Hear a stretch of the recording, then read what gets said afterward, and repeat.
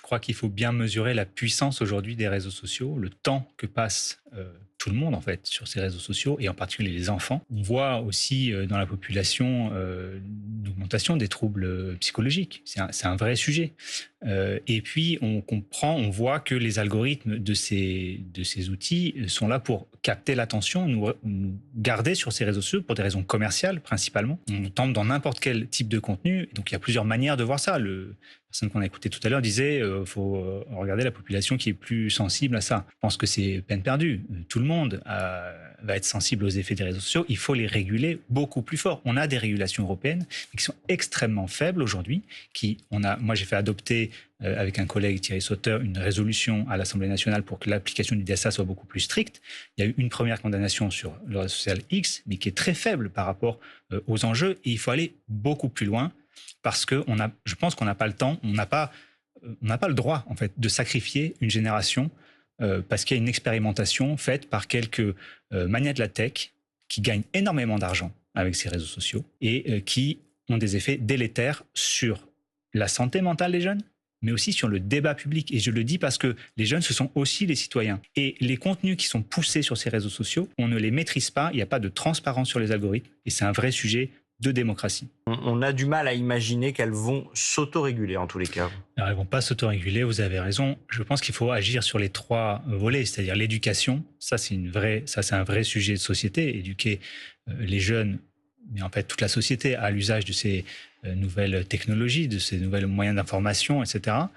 L'interdiction, moi je crois quand même que avant un certain âge, il faut dire ça n'est pas possible, c'est toxique pour plein de raisons, le développement moteur, la capacité d'apprentissage, tout ça. Donc je pense que ça aide aussi les parents à dire avant un certain âge, c'est pas possible.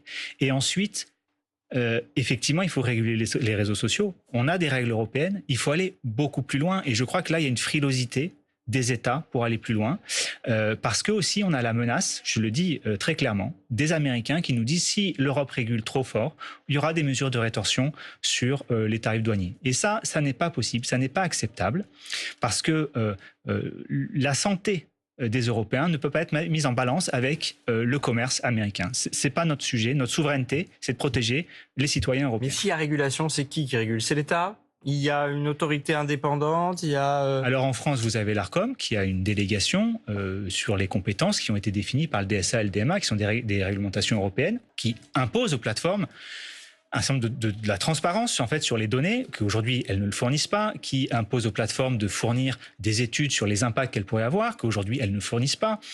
Et en fait cette régulation, on peut aller plus loin. Moi je le dis, il y a une carence de l'Union européenne sur ces sujets-là et l'Arcom en France, c'est le délégataire qui peut prendre des mesures complémentaires si elle juge qu'au niveau européen, c'est pas suffisant. Je sais qu'il y a une prudence de la France d'aller plus loin parce que l'idéal serait de réguler au niveau européen. Moi, je le dis, si on n'arrive pas au niveau européen très rapidement, il faut prendre des mesures en France et ne pas attendre. Il sera trop tard pour les jeunes et pour la démocratie. Pour les plateformes, je crois qu'il y a aussi la notion de contenu et de contrôle des contenus. Et pour cela, tant qu'elles ne sont pas considérées comme des éditeurs de contenu, on aura beaucoup de mal à les poursuivre. Et d'ailleurs, les transformer en éditeurs de contenu permettrait également de protéger tous les enjeux de droit d'auteur, la presse par exemple, qui vous concerne directement.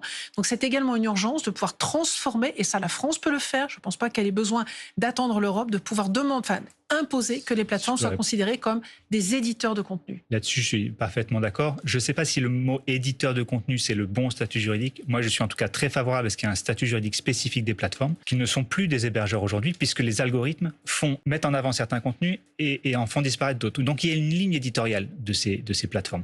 Donc, effectivement, on pourrait considérer que ce sont des organes de presse ou des éditeurs de contenu. Il faut trouver quelque chose de spécifique, en tout cas, une régulation beaucoup plus forte. Et ça, effectivement, je pense que il y a une urgence et on peut le faire au niveau français.